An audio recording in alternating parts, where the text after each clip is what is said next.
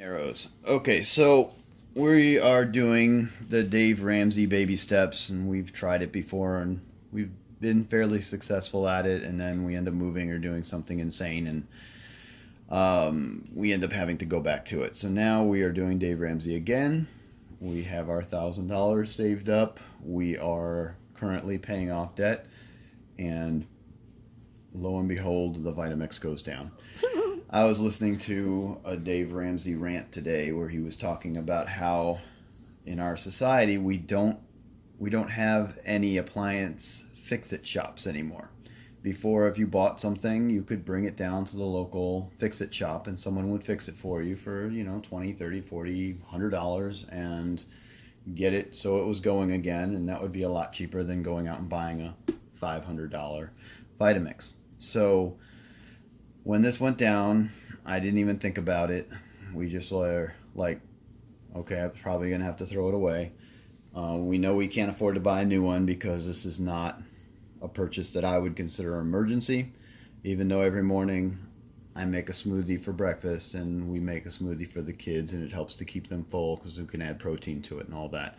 So we switched over to our Portama Ninja, and we bought this $30 on Amazon, I think. $30 on Amazon, and we really were going to just use it for camping and also for grinding down dry things so that we can, food process stuff and things like that. So we weren't really ever intending on using this full time as a smoothie maker or anything, and it doesn't chop anything up.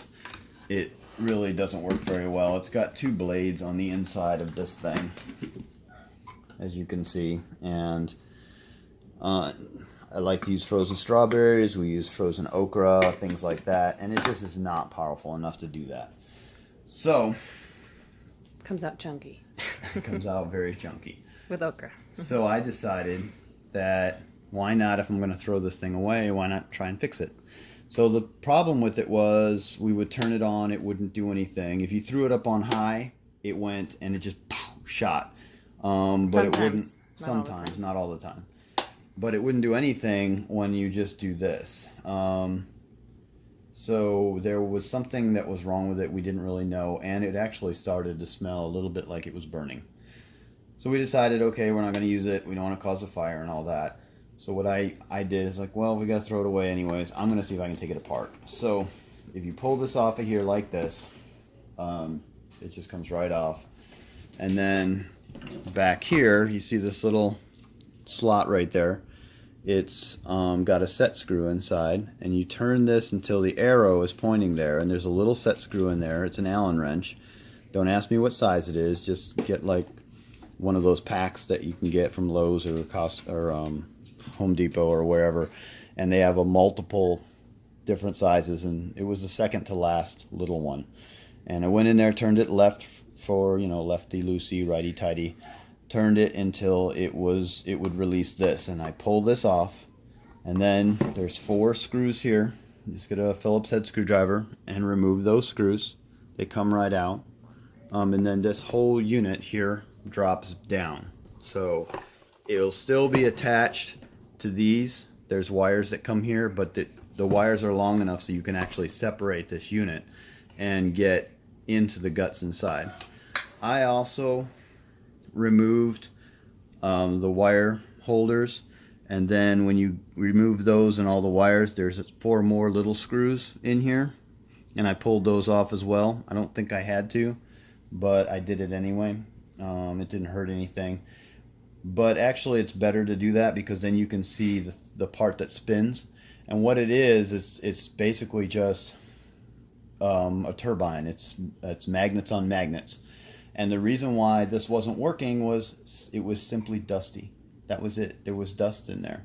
And so when I went in there with a little screwdriver and blew it out with some air and just cleaned it out really well, I put it all back together and I plugged it in, and now it works great. Woohoo! So sometimes you can fix things for nothing. This literally cost me no money to fix. Took you less than an hour. Mm-hmm. It's 9-year-old Vita-mix, so it's pretty old. So a lot of times you just gotta not be afraid to do things, and There's also a lot of tutorials on YouTube. I take apart my cars.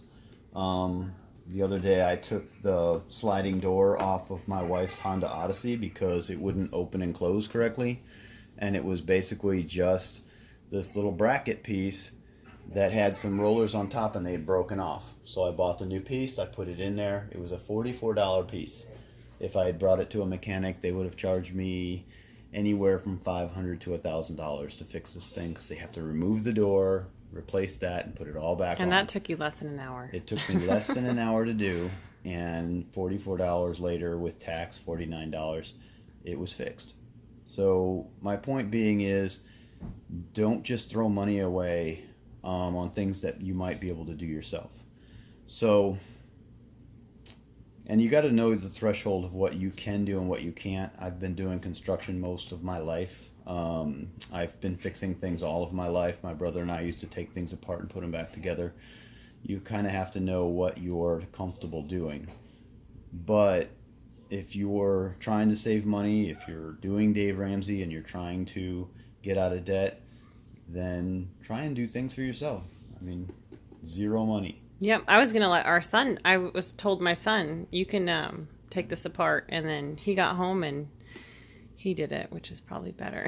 But I thought it was gone because it's 9 years old. We talked to our son and we've trained our son, and he probably would have fixed it as well because he's a very smart boy. But just try to do things yourself. Try and fix them yourself. A lot of things on your car that go wrong, there's easy fix for a lot of things, and just Google it. Just go on YouTube, look it up. Somebody's probably done it and probably put a video up telling you how to fix it, and then you've got something fixed that you don't have to go and spend a bunch of money to get something brand new. Some people might consider something like this an emergency. I don't know who would, but somebody might, and they might go out and spend another $500 to $700 on a new Vita-mix just so they would have it in their house, and that would put them further behind in their debt. So I hope that you liked this video. If you did, please hit the thumbs up. If you have any questions, please throw them down in the comments, and if you haven't subscribed yet, please do. We'd love to get your subscription. One more thing is my wife has started a new YouTube channel, and it is called Family Wellness on a Budget. So, and that goes along with, we've always on our video talked about the food that we eat and how we like to eat organic and how we like to eat healthy. But now that we're on the Dave Ramsey budget, we've thrown that in there as well, so that there's just helpful tips on there of how to do things a little less expensively. Grow a garden. We've grown a garden this year. We've done some in the past.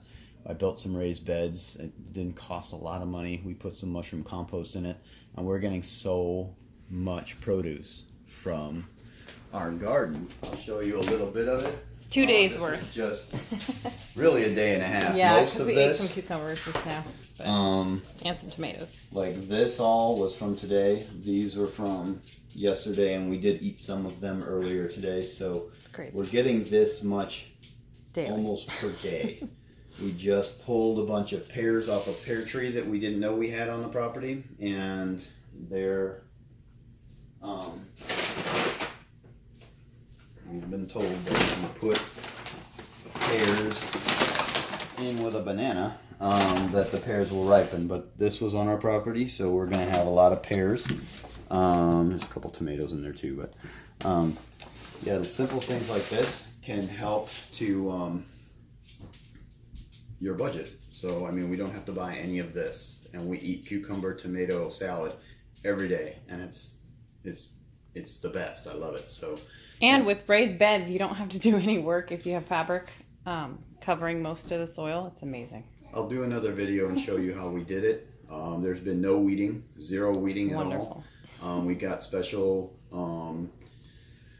weed cover from a landscaper who is a professional, and he sold it to us. So we've got a ton of it, and I'll show you that as well. It works very well, better than anything else I've used when we were at our last property. And we don't have enough room for a huge garden like we had on that last property, but I believe that we've gotten more produce out of our like 4 raised beds than I got out of that garden, because that garden had too many weeds and it was just frustrating. But we'll talk about that in a separate video. But I hope you liked this video. Again, if you did, please subscribe, please like us, and please watch my wife's channel, Family Wellness on a Budget. All right, bye.